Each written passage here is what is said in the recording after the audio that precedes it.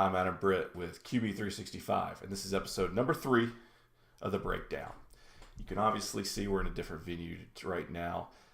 What had happened was I did the usual on Sunday, usual place, the field house, Archer High School, and everything went great. Came home, realized I lost audio about halfway through. So no problem, we'll adapt, we'll overcome. So we're here. I wanted to make it work so I could upload it early in the week, keep the routine going like I've done the last few weeks. But again, thank you for watching. I appreciate that. Continue to share it with every quarterback and that you know, every parent, every coach. So this episode, we're only talking about one thing, okay, and that is our release time, our speed of a release, okay? The speed of your release can be a very interesting metric into the efficiency, I guess, of your throwing motion. There's very few metrics for your throwing motion. If you run a 40-yard dash for speed, you got the 40-yard dash, so you know the lower your time, the better. If you want to be more explosive, the higher you jump, you can measure that. But how well your actually throwing motion is, there's no real test for that. There's the eye test. Somebody can look at you and give you their opinion on how well your motion is and how well you throw the football. But again, it's kind of an opinion, okay? So it's very interesting to take a look at this to determine, okay, where am I at right now? We're wanting to be between 0.4 seconds, okay, and below. If you have some software that you can test this on, all right, and it's a good metric to decide, okay, if today I throw and I'm at 0.52, and then in a month from now I'm down to 0.45, you know you're in the right direction, all right? What I don't want you to do, again, we've talked about high release shouldn't be the goal of the throwing motion. Same thing with the speed of release. It can't be the only thing you're trying to shoot for, because then you're going to make compensations just to meet your goal of your release time. So you're going to bring the ball up high, you're going to barely take it back, you're going to really pull that elbow through without any momentum back, without any fluidity to it. I don't want that. So again, it's a part of the throwing motion that we can look at, we can test, we can measure, but it shouldn't be the only thing you're wanting to get from this throwing motion. Okay, let's look at it. Here's Carter Smith. He's an 8th grader outside Auburn, Alabama. Baseball player is just getting going with that, so he's a little rusty with football. But we're going to take a look. When we start the clock, we want to start when either the front hand separates with the ball or the ball starts to move. So I talked about cheating the system. So the kid knows that the clock starts with the separation, then he's going to hold on that separation, which may mean he pushes back with that hand, which Carter really doesn't do that, but they could. So again, don't make this the only goal of the throwing motion is your speed of release. It's just one part, one metric. So you can be as picky as you want with this, but I'm going to start it right. I'll start right there. So clock starts at 0. You can tell he's got really good mechanics. That L's very good. Front hand gets a little wide, a little outside the elbow. We'll work on that in the summer a little bit after baseball. But great L as he comes through. You can see the ball comes out of his hand right at 0.57, 0.58.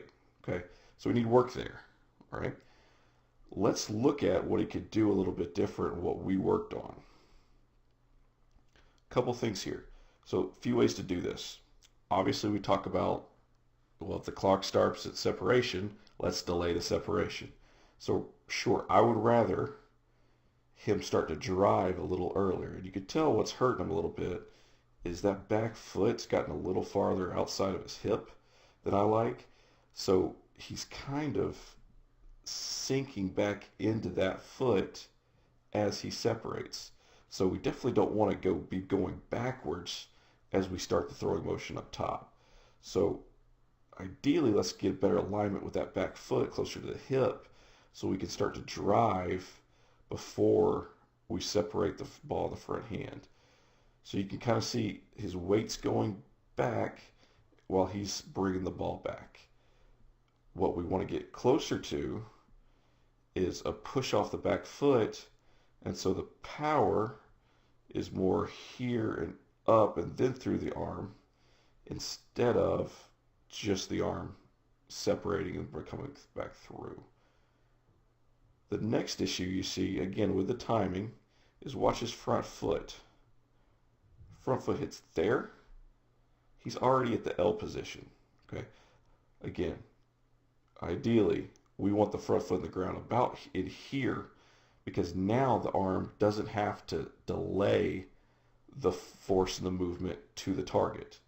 So he can't go toward the target until that front foot gets in the ground. Now he can go. But unfortunately, that chest is already opening up slightly. So that's a timing issue, and the front hand widening outside the elbow, pulling that left shoulder out. That's what's kind of delaying his release. And because he opens up early, he ends up slashing across a little bit, and you can see the angle of the football really high. When you pull down the back of the ball, the nose is going to go up and sail.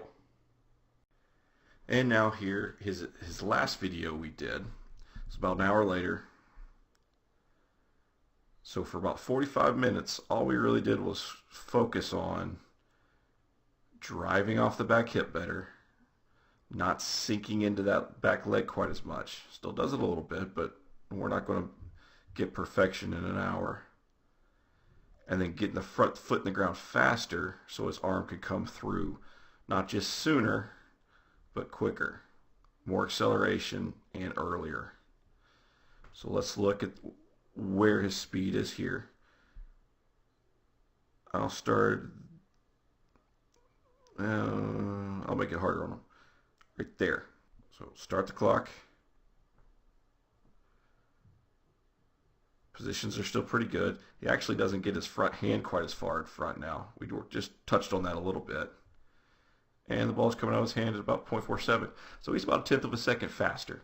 That's pretty good for an hour. We still got, I would love to see him get even another tenth of a second faster, getting the 0.37, 0.38, 0.39 range. That'll tell me that his timing's better. The positions and path are already pretty dang good. But if we could time up the sequence better, then the time will go down. So if the time goes down, we assume his timing, his sequencing has gotten better. So I hope that helps you better understand your release time and their speed of your release, why it's important to throwing motion, how it affects it, and how you can improve it if it needs improving. Guys, make sure you're still sending me videos. Players, coaches, parents, doesn't matter. If there's anything more you want to know about throwing mechanics or quarterback play in general, put it in the comments, shoot me an email, anything like that. Happy to help all of you guys. So thanks again for watching. Please share, please like, subscribe, all that great stuff, and we'll see you next time.